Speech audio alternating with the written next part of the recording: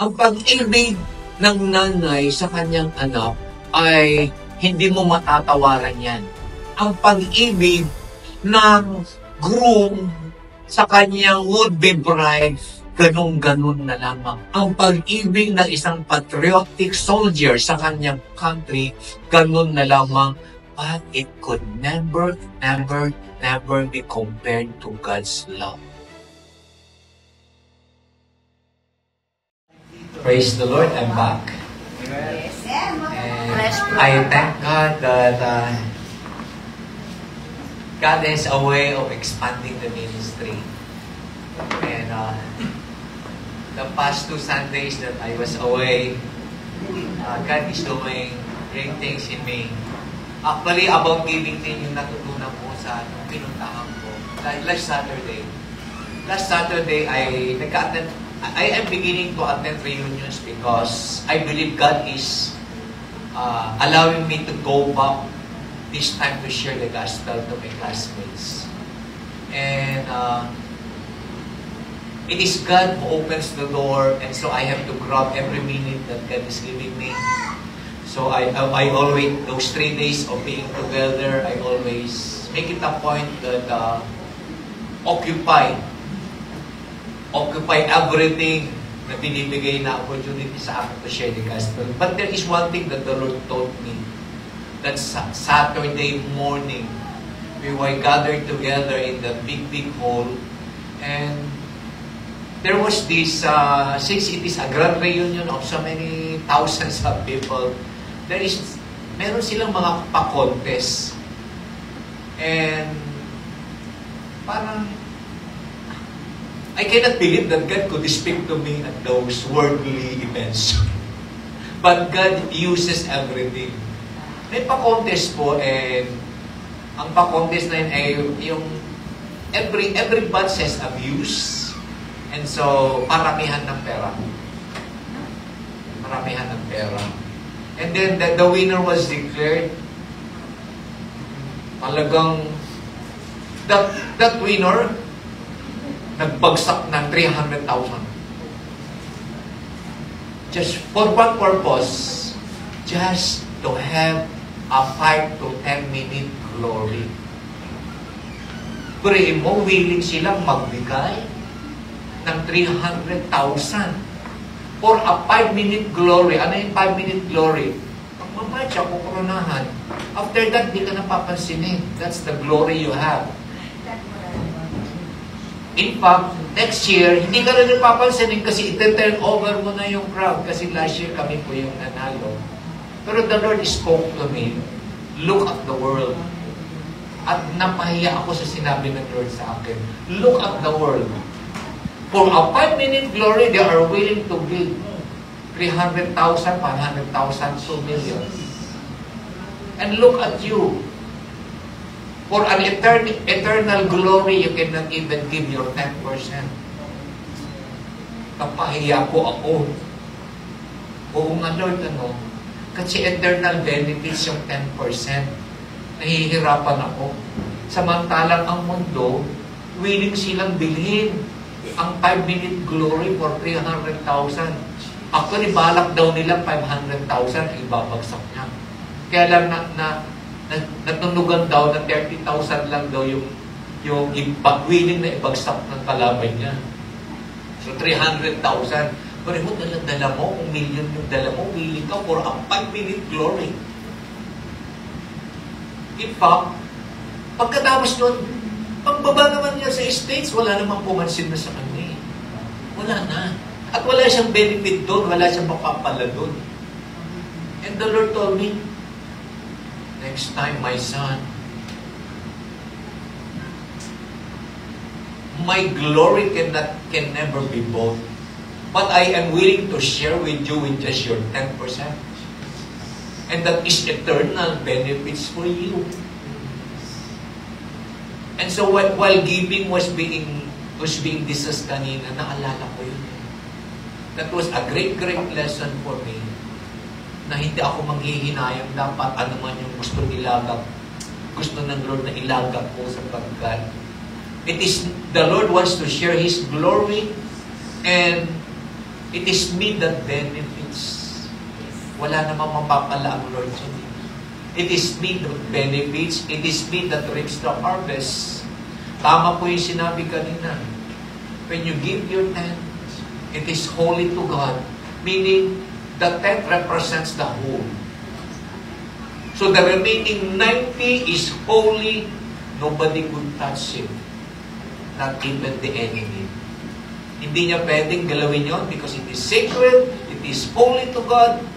Nobody could touch it except God alone. Naalala ko yan kasi before I left, going to the province, in fact, bago magmalolos, I was attacked by the enemy. I got a sickness. Rinisitahan po ako ng doktor. Sabi ng doktor, Sir, this is very expensive medicine. Pwede, I asked the doctor, required ba talaga ako doktor? Actually, pwede namang hindi, kaya lang I encourage you to buy and to take it. So I text Doktora Gladys, Doktora, rinisitahan ako ng ganito. Sabi niya, it is my option to take it or not to take it kasi okay naman daw ako. Sabi ni Doktora, take it.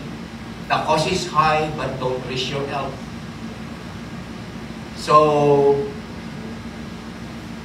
Lord, you are my source.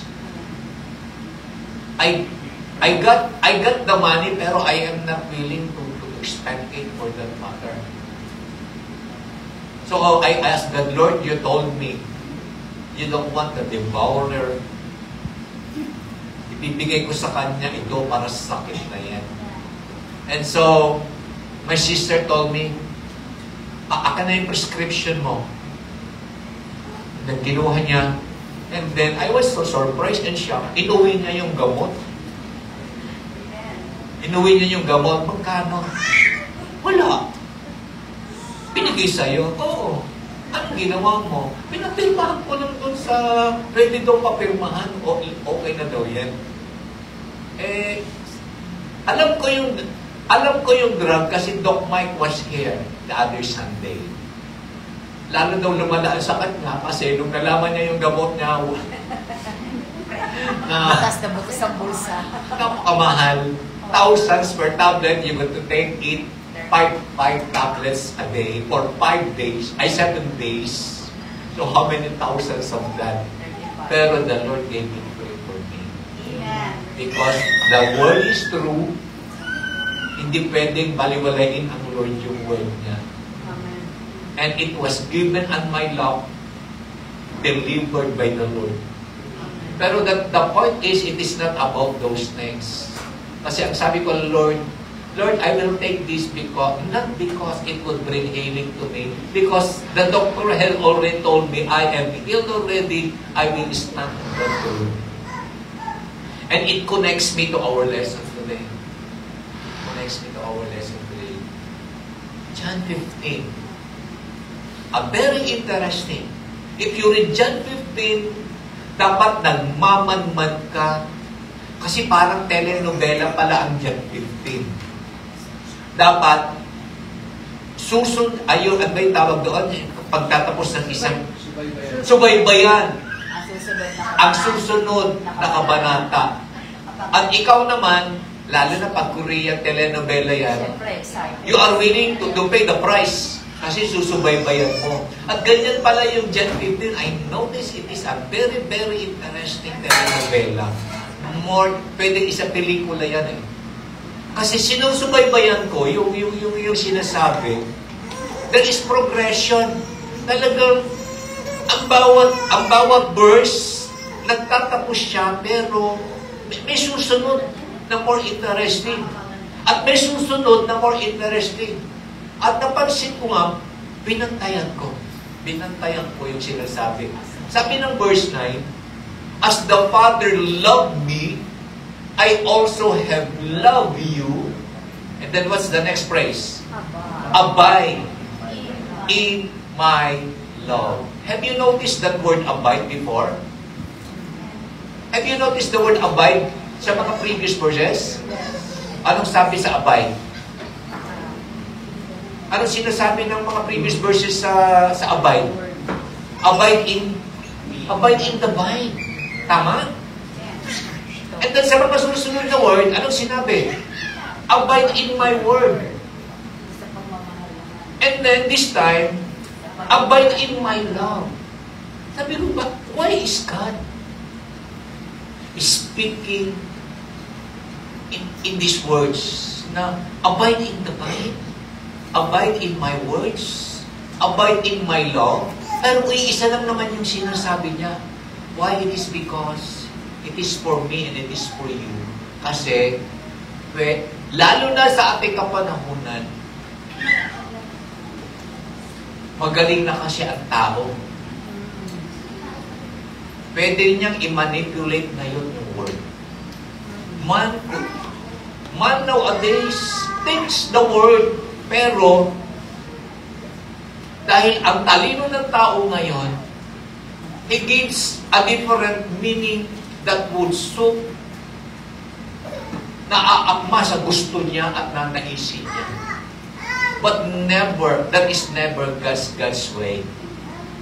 Dapat iakma mo ang sarili mo sa gusto ng Diyos para sa iyo. It is not God adjusting to you, but it is you adjusting to what God is about to say.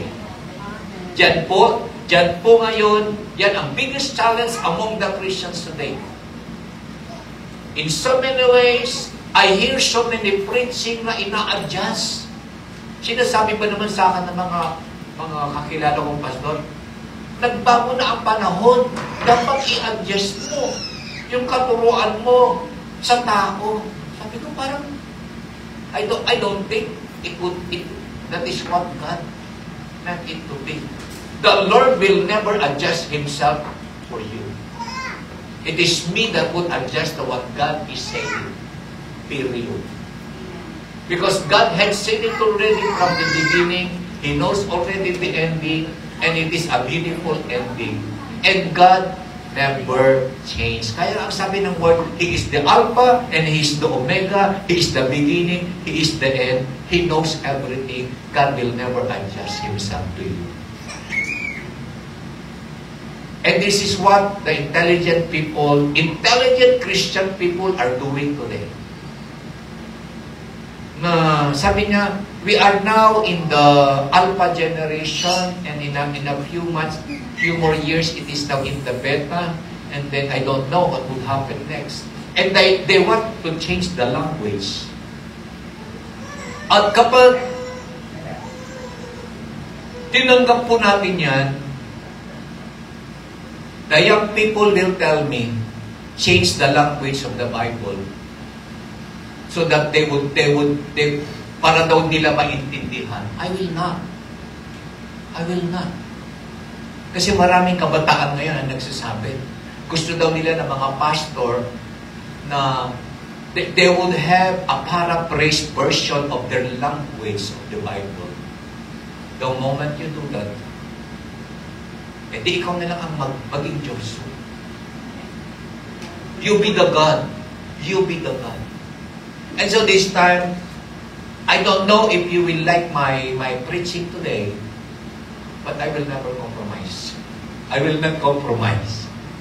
Maganda pag-usapan ang pag-ibig, pero dapat tatandaan po natin, pag-ibig ng Diyos, ang pinag-uusapan dito, hindi kagaya ng pag-ibig na alam mo at alam ko, at sinasabi ng mundo para sa atin, at sinasabi ng mga fake Christians as of today. They got a very different understanding of what God's love is. Now, unahin muna natin yung unang abiding na sinabi ng John 15. Yung unang abiding na sinabi ng John 15 is abiding in the vine. So the illustration is a vine and the branches. So it begins to make a simple illustration of what Jesus is about to say to His disciples. He tells them na kinakailangan na ikaw na branch ay kinakailangan mananatili ka doon sa puno. Sapagkat ang sabi nga niya, the moment mananatili ka dyan, kukunin mo lahat ang kailangan mo dyan sa vine na yan, and that is Jesus. Ang branch na yan ay lalago, at kapag sapat-sapat at susobra yung nakuha mong nutrients sa punong yan na ikaw ay nakakabit, ikaw ay mamumunga, maraming bunga, at maraming bunga. But later on, ang sabi ng Lord, abide in my words. Alam mo ba kung bakit? Kinakailangan niyang i-explain further? Because intelligent people just like you and me, pwede niyang sabihin, kung ako ang sanga at nakakabit naman ako sa puno, wala na akong gagawin kasi ang sinabi lang naman pala, nakakabit. Di wala na akong gagawin. That is not the language of God in telling those words. Because the language of God is, when you say, abide in the vine, klinarado niya, the vine is Jesus. At pag sinabi natin Jesus, sinabi ni John, and the Word became flesh. So Jesus and the Word are one. So kailangan sabihin, iklarado ngayon ng Lord na abiding in the vine means you abide in my Word. At klinarado rin ng Lord, when you abide in His Word, you don't just hear it, but you take it, you believe it, and you walk in it. That is obedience. That is one of my preaching. Nag-preach ako about abiding in the Word. There's no such thing na sinasabi mo na naka-abide naman ako sa vine.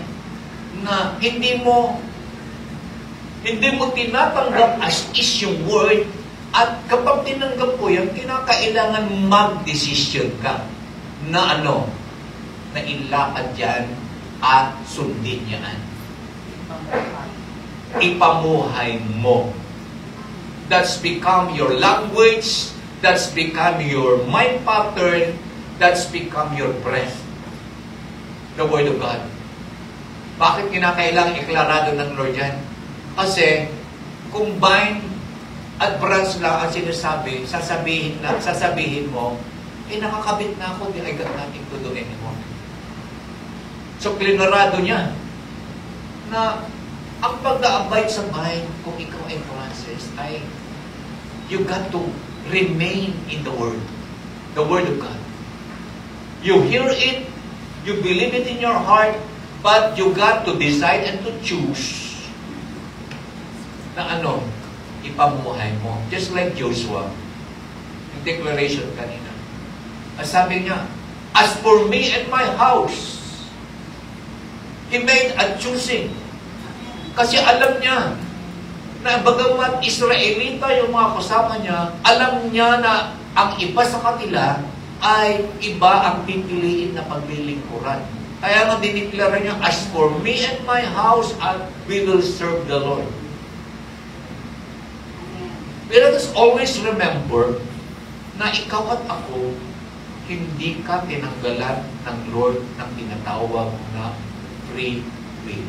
Freedom of choice. Meron ka palagi pagpapasya, pagdedesisyon para sa sarili mo, walang pwedeng gumawa niyan kundi ikaw lamang. Yes. Pwede kang umupo dyan, pagkanig ka sa sinasabi, pero paglabas mo, you still have that choice. Na yung pinakinggan mo, ay pinaniwalaan mo, and the challenge is, you still have that option na ilakad mo o hindi mo ilakad. And the moment hindi mo yan inilakad, you can no longer say, I abide in the vine. So don't ever wait that someday or somehow ay mamumunga ka kasi you will never be connected to that source na pinanggagalingan ng kailangan mo upang ikaw ay mamunga. No! This time, I've been asking for a progression. Abiding in the vine, abiding in the Word, and then this time, abide in my love. Actually, this is, the Lord made it so clear this time. Mahirap kasi talagang mag-remain. To abide is to remain. Di ba, ang hirap mag-remain sa isang lugar? Bakit ka nagre-remain dito? Miss Lani, bakit ka nag-remain dito? Ang dami namang magagandang churches dyan. This is where I belong. Okay, that's one. This is where God built me. Tinanim. Ang isang tao kasi, may option siya to remain or not to remain. Am I correct? Yes. Kasi, hindi kita pwedeng pagbawalan. Ikaw yan eh. Ang paa mo ay hindi ko paa. Ang kamay mo ay hindi ko kamay. Ang pag-iisip mo ay pag-iisip mo yan. Kahit ano pa ang sabihin ko sa'yo na maganda, kung rinireject palagi ng kaisipan mo, wala akong magagawa. Bakit? Kasi that is a God-given portion of freedom that God that gave you. The freedom to choose. But God is always giving you the best option na He wanted you to choose. Kaya ang sabi ng Lord, abide in me. Abide in my word. Ang problema, ang dami kayang mababasa mo sa Word of God na hindi mo sinusunod, tama po ba ako? Amen. Palagi mo sinasabi, ay, para sa katabi ko yan. Para kay ano yan. Di ba ganyan? Ganyan palagi ang tao. Na kapag may word of God na naririnig niya, palagi na ayaw niyang sundin o hindi siya komportable, sa ngayon, hindi pa niya tanggap, ang bilis niyang magduro. Ay, tama, sana nandito umatin siya para marinig niya. Only to find out that para sa kanya yung message, it is hard to swallow. Sabi nga ng Word of God, the Word is just like a bitter medicine. You got to take it. But the moment you take it, even though it is bitter, it will have its good effect on you. It is because it is a medicine. Alam ito ni Tompkins at saka ni Jinky. Di ba pag pinapainom mo yung gamot yung anak mo, ano yan, challenge yan. Wala namang bata na nagbobolo. Iinom ako ng ito. Kaya nga may mga strawberry flavor, may mga kung ano-anong linalagay sa gamot kasi medicines are always bitter. But, kinakailangan mo yun. Because after taking it, even though it is bitter, it would have an effect in you. And that's the word. Kaya po, God had seen you God had seen you already. God had seen me already. Madaling sabihin, Lord, gusto kong mag-abide sa iyo. Lord, gusto kong mag-abide in your word. But the problem is, meron ka pa rin kaluluwa na may mga word of God, ay hindi para sa akin yan. Ay, ayoko yan. But God is telling you, you cannot choose. You cannot choose. Hindi ka pwede pumunta sa doktor, resitahan mo nga ako ng ganito, ito ang gusto ko eh. Diba? Pwede ba yun? Pumunta ka sa doktor, sasabihin mo, Dok, mag-reseta ka nga, ito ang gusto ko, ito.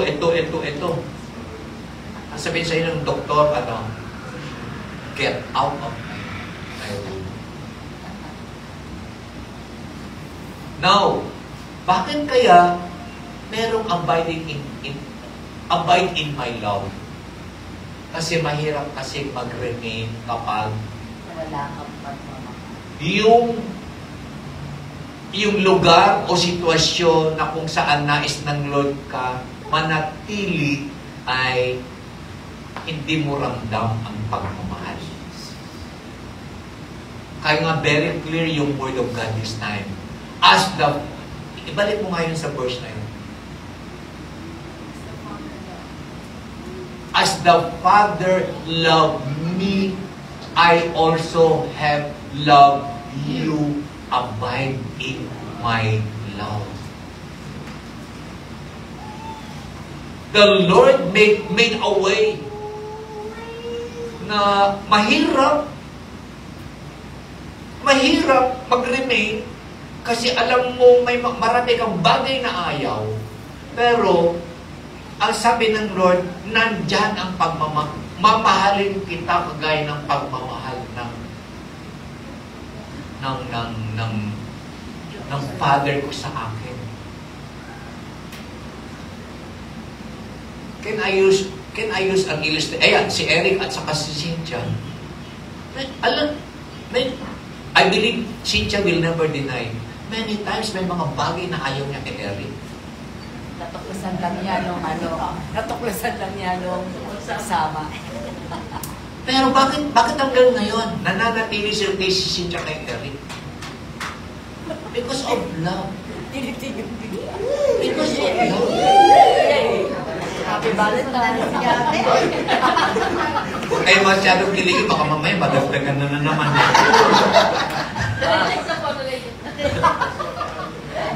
At saka dineclare na ng bunso mo, hindi ka na magkaanak si mama, matanda na yan. Tapos na raw. Wag. What a declaration. Sinabi ng Lord, anak, manatili ka sa akin pag-ibig. And the only way that you could abide in His Word is, you know, na yung lugar na kinalalagyan mo, na pinaglalagyan sa iyo, ay naroroon ang pag-ibig ng Diyos. Unconditional love. The unconditional love of God. Na it will surpasses everything. Kaya ang sabi nga, while you were yet sinners, the Lord had already loved you. God had seen me, God had seen you. Na ang patutunguhan dapat ng buhay mo ay kapahamakan, kamatayan, at sa impyerno. But because of God's love for you, the Father's love for you, He sent His Son to pay the price. At the cross, Jesus is willing to pay the price. Even though it's painful for Him, it is because that's the only way. Na yung sinasabi niyang pag-ibig ay hindi lamang sa bibig, kundi sa gawa. Kaya nga, while we were yet sinners, God loves us. Pero tatandaan po natin, God's love can never be compared. Ang pag-ibig ng nanay sa kanyang anak ay hindi mo matatawaran yan. Ang pag-ibig ng groom sa kanyang would-be bride, ganun-ganun na lamang. Ang pag-ibig ng isang patriotic soldier sa kanyang country, ganun na lamang, but it could never be compared to God's love. Because God's love is unchangeable, God's love is without measure. And God's love, hindi nga rin kayang intindihin ng human mind. That's how big God's love is. Kaya nga, pwede kang manatili sa kanyang salita. Why? It is because the Word of God is God Himself and God is love. Kaya sinasabi niya, dito ka manatili. Dito ka manatili sa aking pag-ibig. There will be challenges in you, in abiding in the Word. But God's love will empower you. As you abide in His love, you will overcome every challenges that would come along the way because God's love has power. May kapangyarihan ang pag-ibig ng Diyos na ang mga bagay na hindi mo kayang gawin, magagawa mo dahil sa kapangyarihan ng kanyang pag-ibig. Manatili ka dyan. Bakit mo pipiliin ang ibang pag-ibig? Kung meron namang available na pag-ibig for you. Amen. Nakakaano pala yun, nakakamistrang yung timer. Gusto niyo? My goodness. Okay. Now, Tayo muna natin. how do we... Are you ready now? This is not yet my preaching. Intro lang pala yun. Are you now ready to the meat of the word? Amen. Fasten your seatbelt. Fasten your seatbelt. Because this time, ilalahat ng Panginoon kung paano kanya mamahalin. I pleaded to God this morning, Lord, allow me not to speak any word that is not coming from you. Allow me to just speak what is coming from you. Hebrews chapter 12. I was so surprised that, ayan, tinagalog ko para hindi na tayo magkalituhan pa. Kahit ang mga ama natin dito sa lupa ay dinidisiplina tayo at sa kabila nito, iginagalang natin sila. Kaya lalong dapat tayo magpasakop sa pagdidisiplina ng ating Ama na nasa langit para maging mabuti sa pamumuhay natin. Is that the first verse?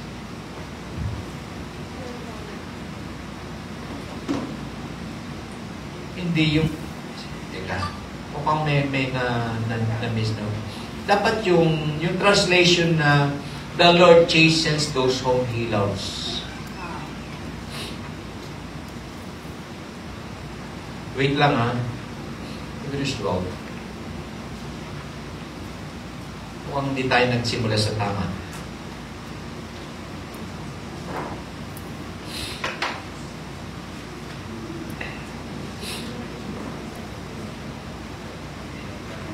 Ay, ayun, nakalimut. I don't think, 5 and 6. Hindi tayo nagsimula sa tama eh. Verse 5, ayan. Baka nakalimutan nyo na ang pangaral ng Diyos sa inyo bilang mga anak niya, anak, huwag mong baliwalain ang pagdidisiplina ng Panginoon at huwag kang panghinaan ng loob kung sinasaway ka niya. Look at the next verse. Sapagkat dinidisiplina ng Diyos, ng Panginoon, ang mga minamahal niya. At, pakibasa yung next verse. Next verse. That is God's love. Diyan ka dapat manatili. Are you happy with the verse? Amen. Balikan natin yung unang praise. Alam nyo, I like the verse so much, but it is a painful word. Ngayon, this time, hindi ina-adjust ng Diyos yung word niya para sa iyo. Ikaw ang mag-a-adjust sa word.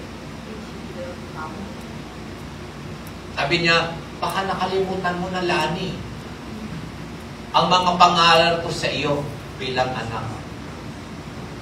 Huwag mong bale-walain. What does it mean pag huwag mong bale-walain? Huwag mong kalimutan, ano pa? Huwag mong kalimutan, ano pa?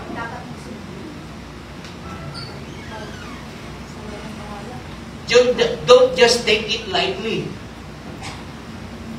Ang alin? Ang pagdidisiplina ng Panginoon. Ang pagdidisiplina ng Panginoon. Pero have you seen yung next sentence? At huwag kang panghinaan ng loob kung sinasaway ka niya. very clear. God knows Panghihinaan ka talaga ng loob. Pag ikaw ay dinidisiplina, magkarugtong yan. At kapag ginagawa ng Lord yan, anong ibig sabihin? Dinideclare niya, that's the way I love you. Dito ka manatili. Amen? Amen. It is not coming from me. It is not my idea. Klarado ang Lord na kapag ikaw ay dinidisiplina, alam niya paghihinaan ka ng Lord. Sasama talaga ang loob mo. Sino ba naman ang talagang, didisiplina ako? Hindi. God knows that when God disciplines you, sasama ang loob mo, manghihina ang loob mo. Kaya nga, from the very beginning, the Lord made it very, very, very clear. Pero ang sabi niya, huwag kang panghinaan ng loob. Huwag sasama ang loob mo. Kapag dinidisiplina kita, because God is saying, that's the way I love you. O iba ang pag-ibig kasi ng mundo eh. Iba ang pag-ibig ng mundo. Kasi ang pag-ibig ng mundo ay makita niya, okay kayong dalawa. Pero ang Lord, that's His expression of His love. Why? Sabi ng John 15, i-connect natin. Ang sabi doon sa mga sanga, para sila ay mamunga, anong gagawin? May mga bagay na kinakailangang tanggalin. Ay yung mga tinatanggal sa'yo ay ang tingin mo magaganda. Eh talaga naman. I know that because nag-garden ako. My father is a good gardener. Pag nung first time na tinuruan niya ako kasi may tanim ako mga kalabasa, ang lalaki ng bunga ng kalabasa ang tanim ko. Ang hahaba yung upo na tanim ko. 5 meters ang haba. Sumasagad dyan sa lupa. Halos nag-away kami ng tatay ko. Nung nag-pruning siya kasi, bakit niya, yung magagandang tinatanggal niya. Sabi ko, pinaghirapan ko yan. Tapos, sisirain mo. Only to find out that's pruning. It will bear much fruit. Amen. At ito ang ginagawa ng Lord kapag pinuprune ka. He disciplines you. How? Tinatanggal niya yung mga bagay na sagabal sa iyong paglago kaya hindi ka namumunga. At yung mga bagay na tinatanggal niya, napakaganda sa paningin mo. You won't let it go. You won't let it go. But that's sabi ng Lord, no, you got to let it go. You got to let it go. Yeah. Itatama ng Lord yung takbo ng kaisipan mo kasi namamali na ang takbo ng kaisipan mo. Itinatama ng Lord yung mga gawin mo kasi hindi na tama. Itinatama ng Lord yung mga bagay na meron ka kasi hindi ka na makasunod sa Lord dahil meron ka yan. Just like Moses. God cannot use Moses when he was still at the palace. Kung ako si Moses, ayoko. Bakit ako pupunta sa desert? I am already at the palace. All the resources of the palace is at my disposal. Ang mga plato ko, ang mga kutsara ko ay ginto. Sa disyerto, di wala nga akong pinggan o baso man lang. Ang hinihigaan niya sa palasyo ay ano? The best of the best. He got servant after servant after servant. But God cannot use him. If I am Moses, I am not willing to go to the desert. But that's the only way that God could use him. Strip him of everything para wala siyang makitang glory, kundi ang glory lang na makita niya ay ang glory ng Lord. Amen. Masakit yung ginawa kay Moses. But God has to do it. And look at Moses when he was at the desert. God spoke to him. He experienced the miracle. But above all, Moses was a humble man. Talagang naranasan ni Moses to become humble before God and humble before man. Lumabas ang fruit of the Spirit in him. Masakit. Tama yung word. Huwag kang manghinayang. Sasama ang loob mo talaga. Sasama talaga ang loob mo. Dahil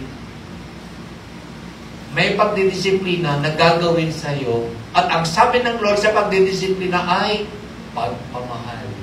Amen. Yan ang ibig sabihin ng remain in my love. Pero, you will not like it. Kasi, ang sabi ng Lord, remain. Manatili ka dyan sa pagdidisiplina. Huwag kang lalabas dyan. Tama ba ako? Pag sinabi mong remain or abide, huwag kang lalabas dyan. Manatili ka. Sino ba naman may gusto? Na palagi nalang masasama ang loob ko? Wala ba akong karapatan sumaya? Hindi ka masaya kasi hindi mo in-acknowledge yung pag-ibig. Yung kamay ng pag-ibig ng Diyos na kumikilos at gumagalaw. Ang nakikita mo kasi ay yung mga pagtatanggal at yung mga sama ng loob mo. Ang nakita mo, sarili mo, is not even about you, it's all about God. Amen. Mabigat, di ba? Mabigat. Kasi ang sabi ng Lord, remain in my love. Kung i-translate mo yan sa remain,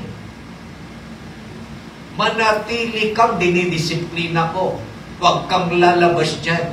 Kasi every day of your life, merong pagdidisiplina. Every day of your life, masanay ka nang sumasama ang loob mo sa pagdidisiplina sapagkat pagmamahal ang tawag ng Diyos dyan. Amen.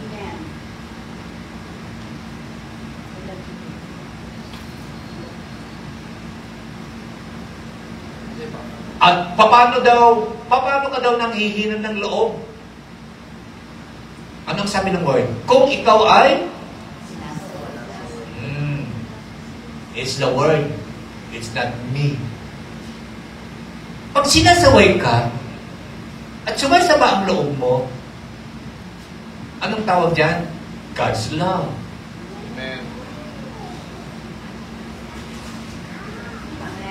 God's love. O Cynthia, gusto mo pa ng karugtong? Alam nyo, I like the word when the word speaks. Amen. Tagus-tagusan. Dividing the soul. Talagang matalas talaga, matalim talaga ang sibak, ang ano ng Panginoon. Two-edged sword. Di kanya palalampasin kahit saan. Next verse. Ayan. Ginagawa yan sapagkat dinidisiplina ng Panginoon ang mga minamahal niya. Ikaw nga ang babasa yung next phrase. At anak ka ba ng Diyos? Amen. O, kung anak ka ng Diyos, dapat, ano ang dapat daw gawin sa'yo? Paano?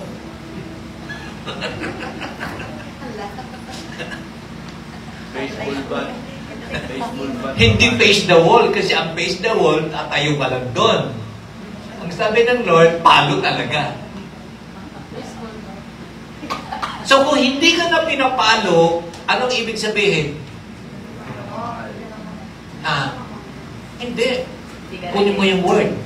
Kung hindi ka niya pinapalo, tama. Kasi, Cynthia, pwede mo mapaluin yung anak ng kapitbahay mo.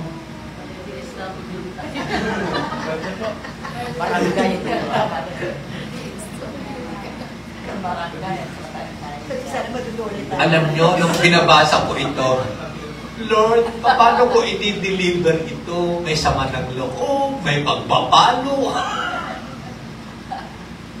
Pero, klarado ang Lord. This is how I love you. This is God's love. Amen. Why? Gusto ko yung last praise. Because you are my son. Amen. Anak kita. God is so proud of declaring Himself, He is your Abba Father, and you are His son. At pag sinabi mo you are His son and you are His daughter, nobody can ever touch you unless dadaan sa kamay ng Diyos. You are so secure. May security ka.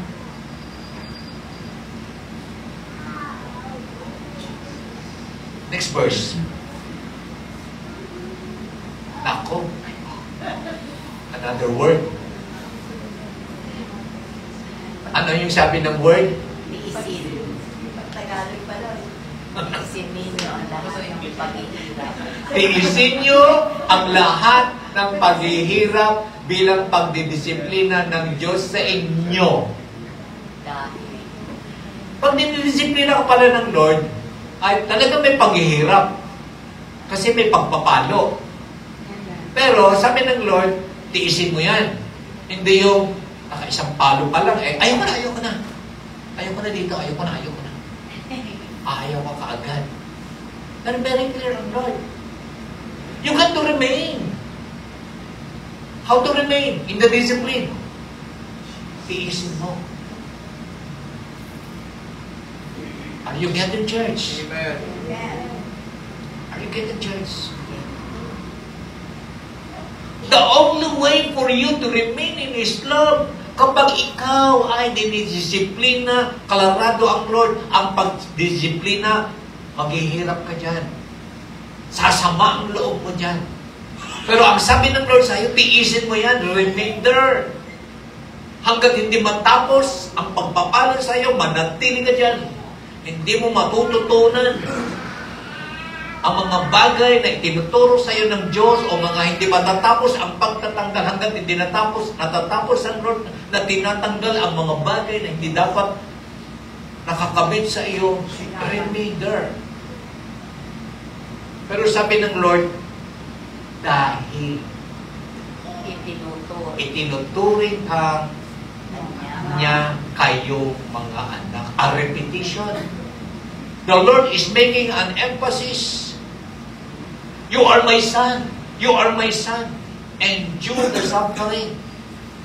Remain there. Tiisin mo yan.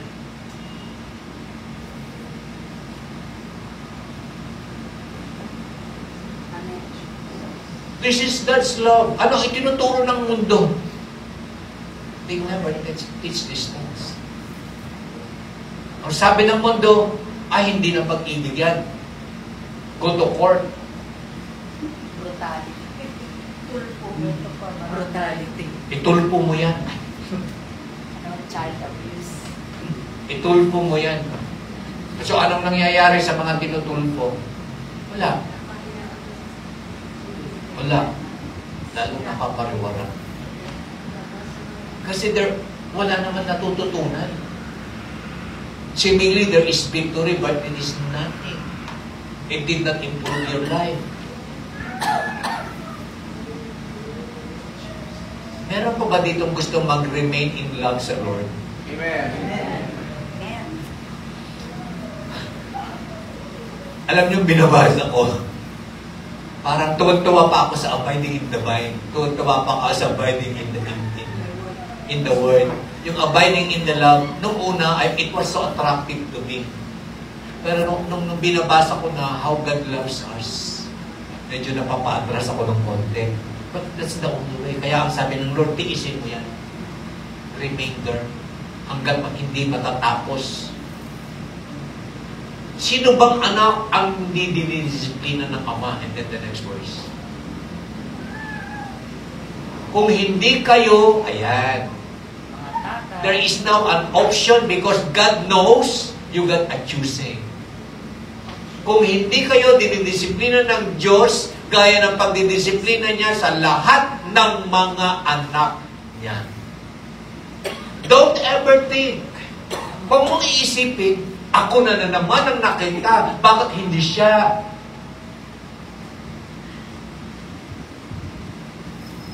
Klinarado ng Lord. Huwag mong pakialaman.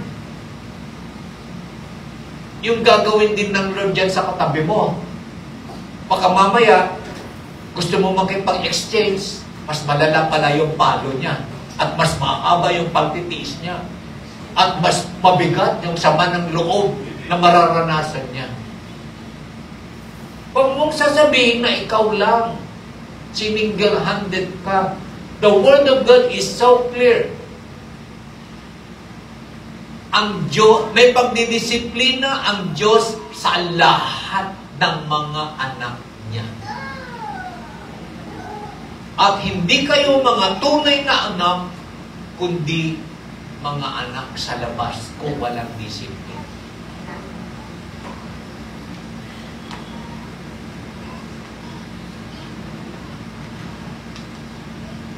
Very clear. Klarado ang Diyos pag nagsalita. I want you to be my own. I want you to be my son. I want you to be my daughter. But the only way that I will express my love to you is there is discipline. Pero klinarado niya, ganito ang discipline ko. May pagpapalo. May sama ng loob. May pagtitiis. Pero ang pinakamabigat doon, He is commanding you, tiisin mo yan.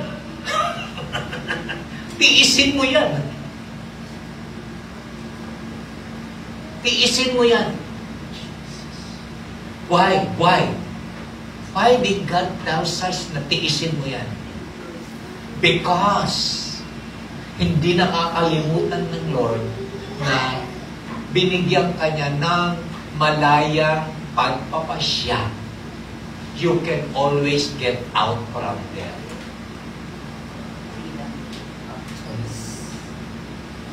If you don't want discipline, you can choose. Ayoko.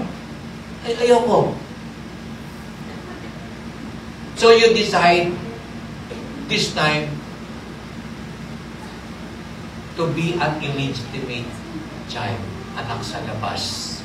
Kung yan ang dinesisyonan mo, anak pa sa labas, then walang pakialam. Wala na silang pakialam sa'yo.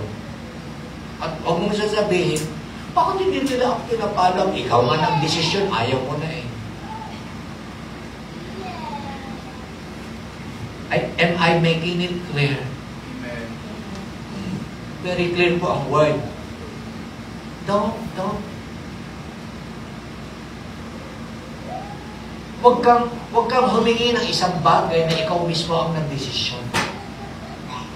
Kung ayaw mo, edi anak pa sa labas. Kung anak ka sa labas, hindi ka na nila pakikialaman. Which means, ikaw ang nideklara. You yourself declared, I am now a son outside. Labas na ako dyan. So, don't expect ipapalo up ka. Dinesisyonan mo eh. Dinesisyonan mo. Kasi ang tawag na ng Lord sa'yo, anak ka sa labas. It was your choosing. It was your option. You made the choice. And the choices, sabi ng isang Proverbs, binibigyan niyo tayo ng kalayaan na mamili ng ating choice. But we were never been given na piliin ang consequence ng ating choice. Tama. May bunga, may consequence. Tama. Malaya kang mamili. Tama. Pero yung pinili mo, hindi ka mamimili ko anong consequence ng Bunga ng iyong pag... yung mayroon palaging bunga ang pinili mo at hindi mo na pwedeng baguhin pa yan. Ang pwede mo lang, ang binigay lang sa'yo na kalayaan, mamili. Pero yung bunga ng pinili mo, wala ka doon. It was not given for you. You don't have the power to choose the consequence of your choice. Kaya nga, very clear ang Lord, mas masakit nga yan eh. Hindi na kita anak ka sa labas. You are not my son. Anak ka sa labas. So don't expect. Don't expect. Pero, tatandaan po palagi natin, you're becoming a son or a daughter is irrevocable. So, wala ka nang kawala. Wala kang kawala saan? Sa pagdidisiplina, sa pagtitiis, sa sama ng loob. Wala ka nang kawala. That is already your portion. Because God's love, that is God's expression of His love for one purpose. So that you may bear fruit, more fruit, and much fruit. If you remain in His love. Do you like my Bible study? Hindi ba kasi biglang namili. Do you like my Bible study? Amen. I got no choice. Because that is also my way of loving you. To declare the word as is. Hindi ko po siya pagagandahin para maganda sa iyong pagdidig. I will deliver it as is. Because that's my way of expressing my love to you. Meron pa ba next verse? Next verse. Meron pa, wala na. Ayan. Kahit ang mga ama natin dito sa lupa ay dinidisiplina tayo at sa kabila nito, iginagalang natin sila. Amen. I like the word. If you are being disciplined, karugtong dapat na ikaw ang recipient ng discipline ay you still give your respect. Amen. Amen. Yes. Hindi yung dinisiplina ka, may pagpapalo, may paghihirap, at sinasabing magtiis ka dyan, ang response mo, itong siya.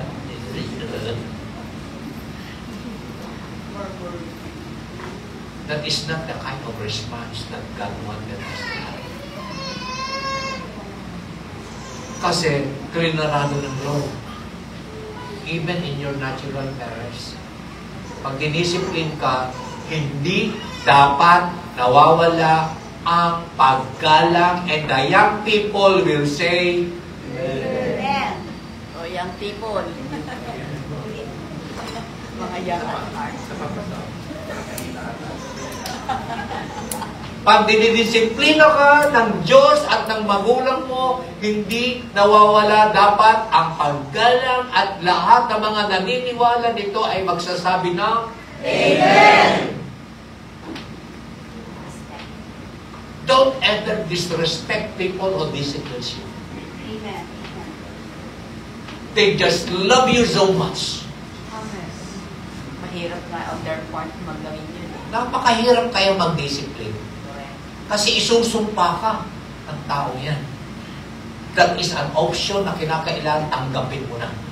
Pwede kang isumpa.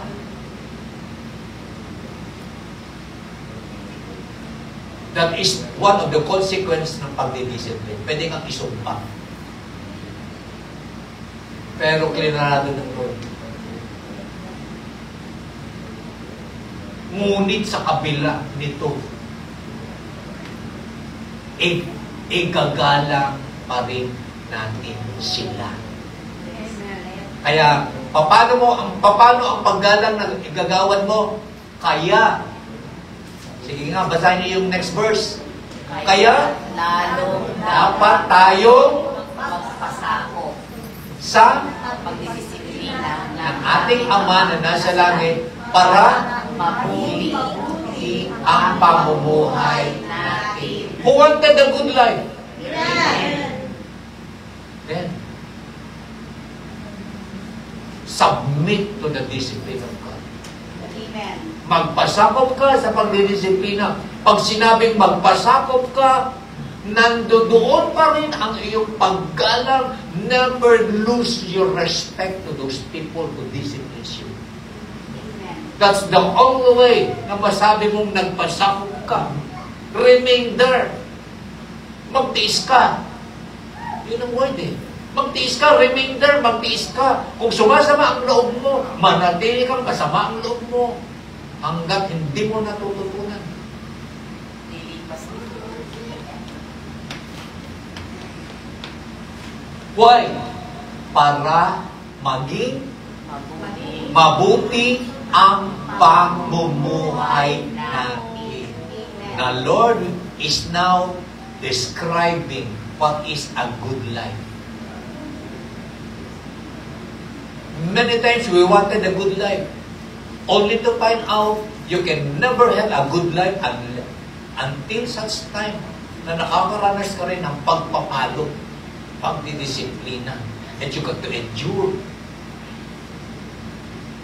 Pero hindi mo kayang gawin yan kasi kapag hindi mo kilala yung naggagawad sa'yo na punong-puno ng pag-ibig. Hindi niya ginagawa yan, it is because God is full of authority.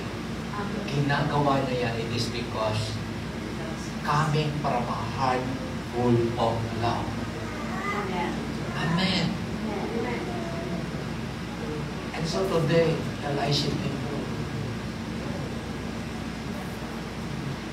madaling sabihin yung abiding in the vine, abiding in the vine, abiding in the vine. Yung pala, bawat may palo, may pagdurusa, may pagtitiis. Because that is how abiding in the vine is. Abiding in His word and abiding in His love. Kaya nga, ang unang word ng Lord, as the Father has loved me. So have I loved you. At kapag naiintindihan mo na ang pag-ibig na to, doon ka pa lang pwedeng umibig sa kapwa mo. Hindi mo pwedeng sabihin, mahal ko naman ito katabi ko. Galing ka pa sa disiplina ng Lord. Kasi hindi ka pwedeng maggawad ng pag-ibig na hindi nanggaling sa pagproseso ng Lord sa buhay mo. You cannot give something that you never have. Yes. Amen. And it is required of you and it is required of me to always give my best sa kapwa ko. And so I should be the best of me kapag pumayag ako na manatili sa pag-ibig ng Diyos. At pananatili ko sa pag-ibig ng Diyos, meron akong daraanan na gagawin ng Lord sa iyo. Why? The Lord wanted me to be a display of His glory. Why? Because the Word tells us the world is awaiting for the manifestation of the glory of God unto His children. Yan ang iniintay ng mundo. Mahayag ang kaluwalhatian ng Diyos. Mahahayag lamang ang kaluwalhatian ng Diyos sa buhay mo kapag ikaw ay nanatili sa Kanyang pag-ibig. Dumaan ka sa pagkilos ng Diyos sa buhay mo. Dahil the Lord wanted to display the best of you. And that is the starting point of you can now love that person beside you. Amen. Love one another as I have loved you. Shall we all stand? Second commandment pa naman ay mahaba ka na. Panginoon, marami pong salamat na sa umagang ito, you have spoken your word. We embrace your word, Lord, in its totality.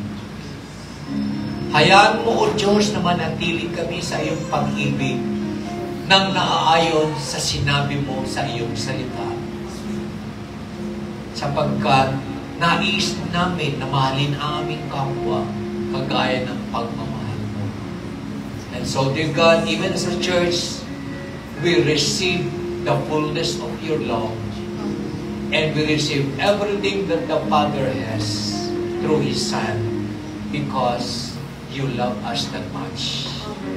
We give you the glory, we give you the honor. This we pray in Jesus' name. Amen.